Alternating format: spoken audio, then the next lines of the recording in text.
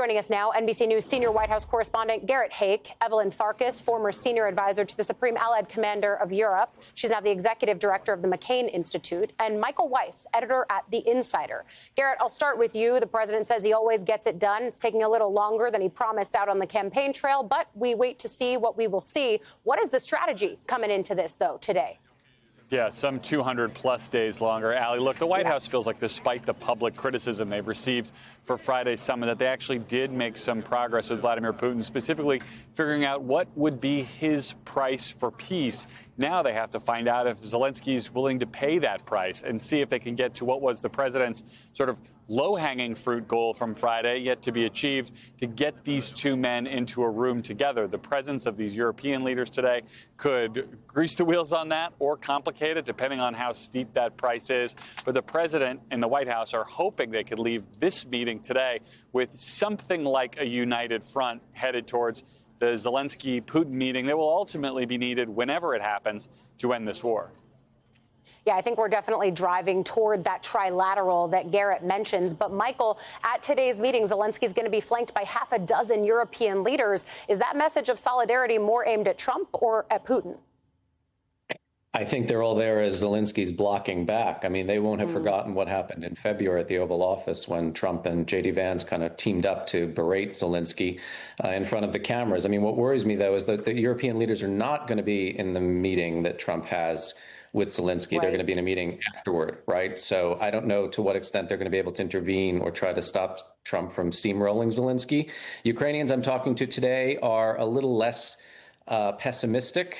They think that enough progress has been made in the last 6 months. They've learned sort of how to navigate Trump with his desire for some kind of peace deal. A lot of policies have been enacted that would militate against something very hasty and unilateral, including the U.S. proposal and now mechanism, in fact, to sell weapons to NATO allies for the purposes of donating them to Ukraine. So remember, one of Trump's big hobby horses on the campaign trail, and when he got to office, he's depicting Ukraine as some kind of a global charity case that's been, suckled at the U.S. teat in terms of security assistance and aid. Now it's all about actually making money off of these weapons deals. And that's something I think the Europeans are going to remind Donald Trump that they came to the table and agreed on.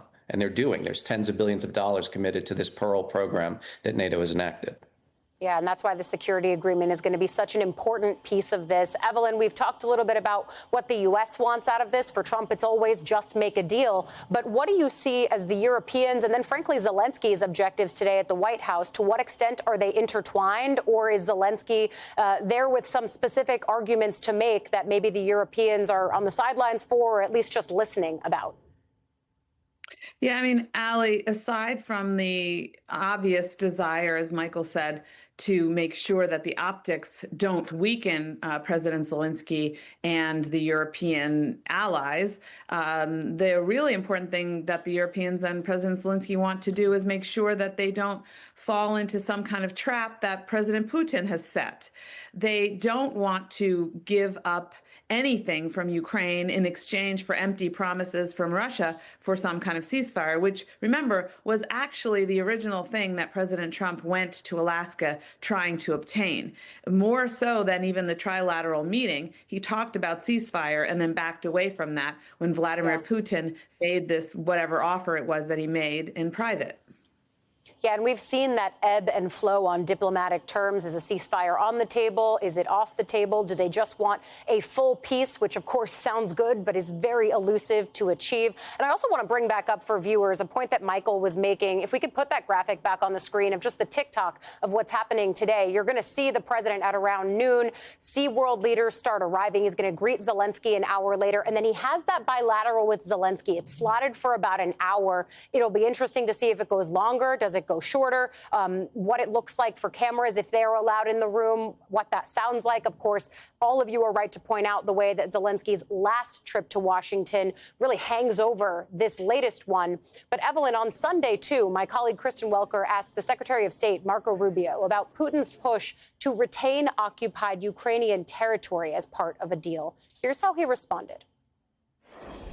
If the Ukrainians are not willing to give that up, and no one's pushing Ukraine to give that up, and so I don't think that's what. If there's going to be a peace deal, it's not going to look like that. But he certainly is making He's certainly making demands. He's certainly asking for things that the Ukrainians and others are not willing to be supportive of, and that we're not going to push them to give. And the Ukrainians are asking for things that the Russians are not going to give up on.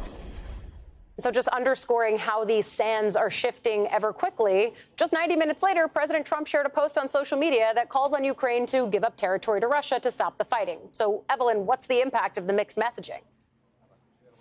Again, confusion, fear of falling into a trap, because as you pointed out, Ali, what the Secretary of State said was reassuring, that nothing's going to be decided without Ukraine and the Ukrainian people agreeing. But then the president sounds like he's pushing for what we are hearing from media sources is a deal that would require Ukraine to not only hand over territory that they fought this aggressor, fought against the aggressor Russia and they lost, but also territory that they haven't lost. So the whole thing doesn't seem like it's going to work, and I don't know how they come out of this meeting with some kind of progress and keeping President Trump, kind of back on the side of Ukraine and the Europeans. We talked, Garrett, about the way that last White House meeting hangs over this. We were just watching some old footage of it. What are the ways that White House officials are thinking about that in light of this meeting that's happening in just a few hours? Because if you ask the Europeans and you ask the Ukrainians, that was a very, very bad day. But that's not necessarily the way that the White House thinks about it. No, I mean, the White House feels like the president stood up for American taxpayers in that meeting and pushed back against Zelensky, who is not someone who is a beloved figure in the president's base. But it's worth remembering that was not the last meeting of President Trump and President Zelensky. It was only their last Oval Office meeting. They've met twice since then and have, by all accounts, patched up that relationship. I think the other points are correct. The presence of these European leaders, many of whom have much longer standing personal relationships with President Trump, could blunt some of that animosity if it remains, Ali. But I'll add this. Even J.D. Vance, who was kind of the instigator of some of that Oval Office tension in that last meeting, has sounded a much more positive note about the Ukrainian cause and about the White House's involvement in these talks in recent weeks. So it's not my expectation that we'll see anything like what we saw 6 months ago, but it wasn't my expectation that day either. Very fair, Garrett. Michael, this also comes against the backdrop of this morning, Zelensky speaking about new attacks on civilian infrastructure by Russia. Can you take us through the thinking there? What's the Kremlin trying to achieve by doing this just days after meeting with President Trump and knowing full well that this coalition of leaders is meeting in Washington? Well, I think that the Russians feel they have the wind at their back. Alaska, by their lights, went pretty well. They didn't get anything concrete, which is important to emphasize, right? Sanctions weren't lifted. In fact, they were made to pay cash for the jet fuel they used to land in Alaska because of the sanctions regime in place. No deal was agreed to. Their ambassador to the United States said there hasn't been a breakthrough. But the optics of that, I mean, if you're on the Russian side, were extraordinary. I mean, literally rolling out the red carpet for Vladimir Putin, a war criminal indicted by the ICC, described as a murderer by Donald Trump's predecessor, Joe Biden, and then giving Putin the sort of the first opportunity or at bat in the press conference where Trump looked kind of dejected. He looked almost second fiddle to the Russian president when, Russia is not the global superpower it once was when it was the Soviet Union. It's got a GDP smaller than that of California. And yet all these kind of business opportunities and trade deals are being kind of whispered about behind the scenes. But I think, look, the Ukrainians realize, and this is something that has to be kind of emphasized at all points, even when the Russians were on the back foot, even when Trump was tweeting, Vladimir, stop, he seemed to get a little tetchy and exasperated with Putin not meeting him at his 30-day unconditional ceasefire agreement. It didn't stop the Russians from bombing the hell out of Ukrainian population centers, going after apartment blocks like they did today, killing at least 10 people, including a child. This is just a matter of course. And the Ukrainians will tell you, and the Europeans will tell you, even if the Russians sign on the dotted line to freeze the conflict somewhere, or perhaps to exchange bits of land here and there, it's not really going to stop the war. Donald Trump tweeting today that Crimea is lost, Ukraine will not join NATO, and that's basically kind of a starting point for the negotiations for any kind of long-term settlement. I read that as this is just going to be a continuation of war, whatever the Ukrainians say coming out of this meeting. And I think that has to be recognized. Just because Donald Trump would like to wish this thing away and collect his Nobel Peace Prize does not mean it's going to go that way.